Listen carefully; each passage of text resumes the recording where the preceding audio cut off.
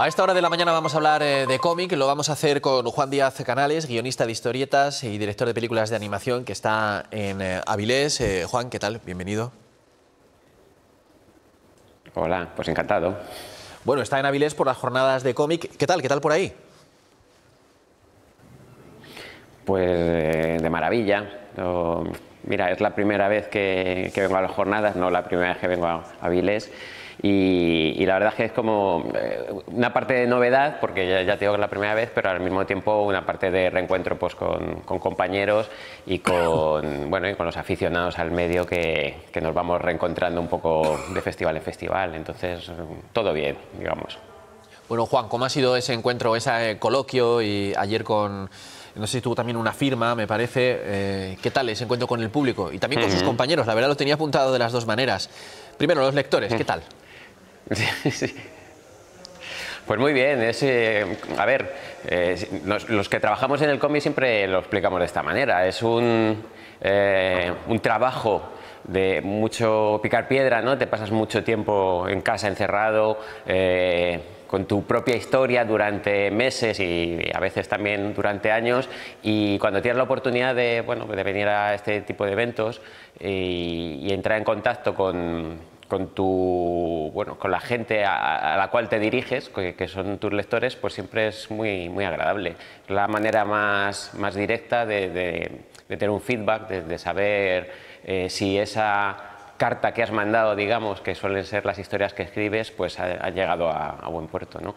Y en general la experiencia siempre es positiva y ayer pues no fue diferente. Oiga, ahora que no nos oye nadie, y yo incluyéndome dentro de esos lectores, ¿somos pesados?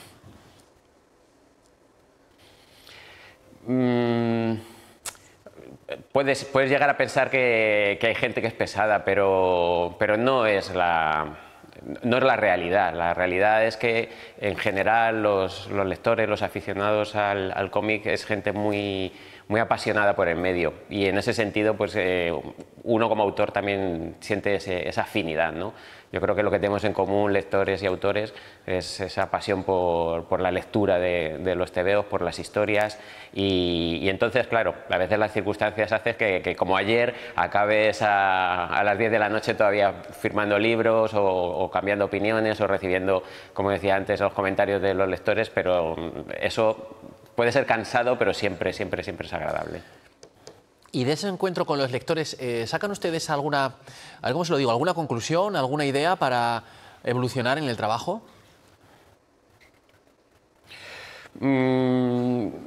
Saca sobre todo, es más una sensación de validación de lo que haces, en el sentido de que, primero, muchas veces tienes la satisfacción de decir, bueno, se ha entendido lo que quería contar, y otras veces de sorpresa agradable de ver que la gente da una interpretación a aquello que haces que no es forzosamente la que tú habías planeado en un principio, pero que es igualmente válida, ¿no? Es igualmente válida y que te abre puertas para las siguientes historias que puedas estar concibiendo.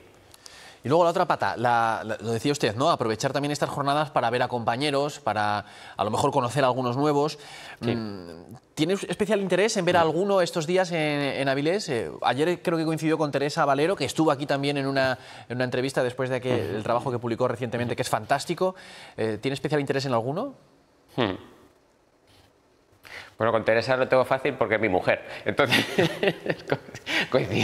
coincidimos constantemente en casa. Pero, por ejemplo, ayer la experiencia fue maravillosa, porque conocí a uno de mis ídolos, digamos, de siempre, que es el autor Ta, que está también aquí invitado en Avilés, y que, bueno, que ya me parecía un artista maravilloso y genial y un referente, que desgraciadamente lleva algún tiempo un poco alejado de los cómics, pero que afortunadamente está volviendo al medio. Y como decía antes, lo bueno de este tipo de encuentros es que pones cara y conoces a gente cuya obra admiras, y te llevas generalmente, casi siempre, la sorpresa de que encima son bellísimas personas, ¿no? Y gente muy, muy interesante con un discurso que está a la altura de, como digo, de la obra que tienen. Entonces, por ejemplo, el encuentro con Tao o con Jaime Calderón, un buen amigo con el que nos vamos cruzando sistemáticamente un poco en diferentes festivales, pues es un aliciente más, ¿no? para esto de ir a festivales y desplazarte. Bueno, no sabía yo lo de su relación con Teresa, discúlpeme, pero voy a aprovechar, ¿habrá Contrapaso 3 No. o no le permite decir nada? Dígame.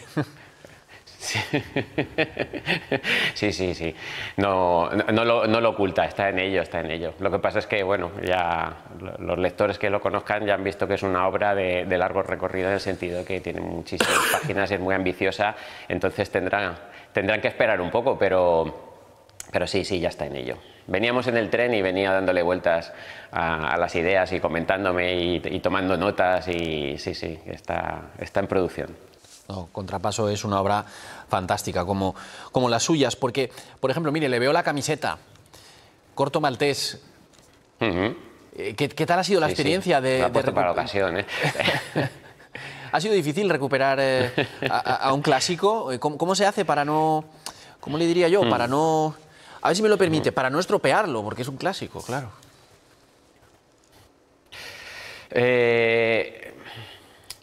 Yo siempre digo que no ha sido difícil, en el sentido de que yo mismo me lo tenía que hacer fácil, o sea, que el camino para no estropearlo precisamente era hacerlo fácil. El despojarte un poco de esa responsabilidad que a veces es bloqueante. Entonces yo contaba con la suerte, o quizá por eso me llamaron a mí, de ser ya un gran apasionado del personaje. Muchas veces lo cuento, para mí Corto Maltés fue el personaje que me hizo amar el cómic como un medio para contar historias, ¿no? Está desde luego en mi panteón de obras o de personajes que me introdujeron en el cómic. Y yo, gracias a Corto Maltés, pues descubrí que los tebeos eran un medio maravilloso para contar historias en las cuales podías incluir todo. Podías incluir poesía, podías incluir política, humor, etcétera, etcétera, ¿no? Entonces, desde adolescente me conozco el personaje de memoria, lo seguí la obra de Hugo Pratt. Y en el momento que, ya siendo un profesional, me ofrecen escribir las nuevas historias de Corto Maltés, no voy a decir que me siento preparado, pero sí por lo menos conozco casi al dedillo todo el universo, la biografía del personaje, y eso pues hizo bastante fácil por lo menos el quitarme esa presión, ese bloqueo de decir, bueno, lo voy a hacer mal, ¿no? Por un lado tenía la técnica de ser ya un profesional del guión del cómic, y por otro lado una afinidad de decir, bueno, es que el corto para mí es como de la familia, ¿no? Es ese amigo que todos queríamos tener. Claro, y además creo que, fíjese lo rigurosos que son ustedes, que, corríjame si me equivoco, pero la última aventura, que está ambientada en México, en una guerra, no sé si una guerra civil que tienen ellos ahí, alguien les decía, ¿por qué no hacen la guerra que hicieron con Estados Unidos? Y decían, no, porque en ese momento el personaje estaba en otra cosa. O sea, son muy estrictos. Exactamente, sí.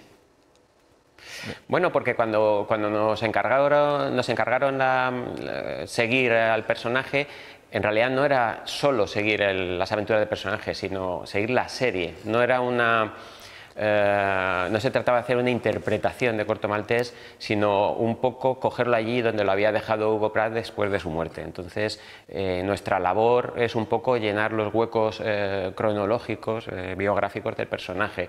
Y eso, por un lado, te limita, en el sentido que, por ejemplo, lo que comenta, no podemos contar una historia que transcurre en la Revolución Mexicana, en la que todo el mundo conoce, la de Pancho Villa, de Zapata, etcétera, Madero, porque durante esos años Corto Maltés ya sabemos que estaba en otro lugar, estaba viviendo otro tipo de aventuras. Entonces nos tenemos que limitar, entre comillas, porque tampoco es tanta limitación. Afortunadamente su vida transcurre en un momento histórico apasionante y siempre vas a encontrar acontecimientos cortomaltesianos, podemos decir.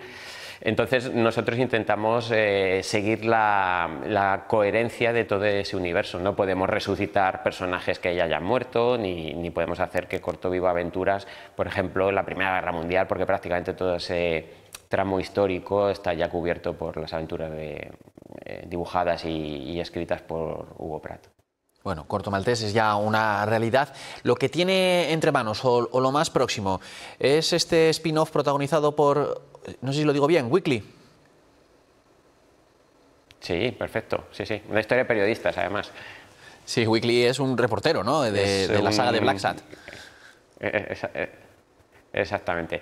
Sí, es lo más inminente. Es un spin-off, bueno, la primera vez que contamos una historia un poco al margen de la serie de la serie principal de Blacksad.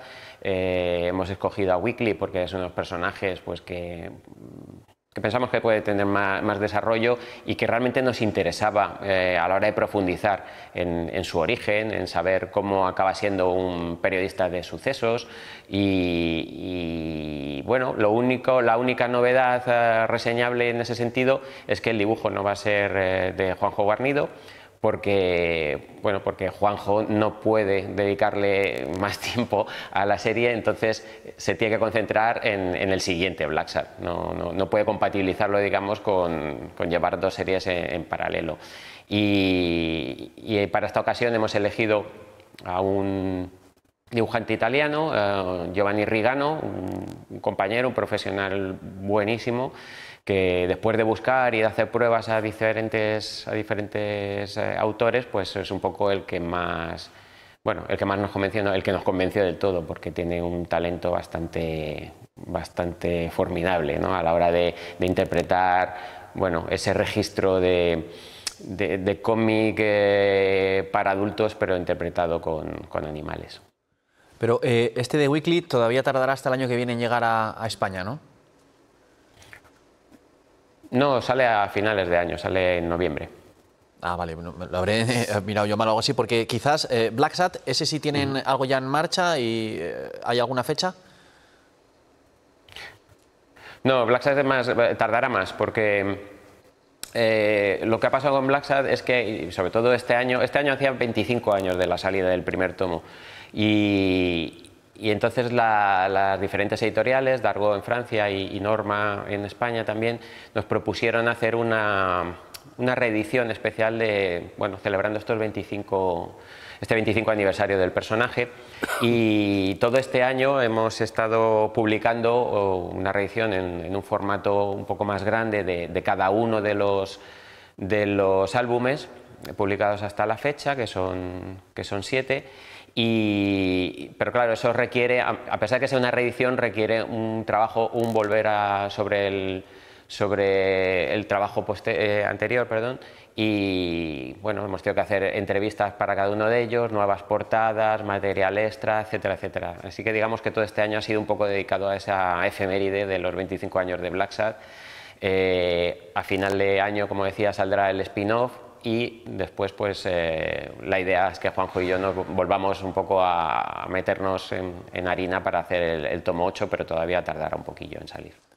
Bueno, pues Juan, no tarde, porque los que nos gusta su trabajo estamos expectantes. Juan Díaz Canales, guionista de historietas, director de películas también de animación. Muchas gracias. Gracias por atendernos y enhorabuena por su trabajo. Gracias.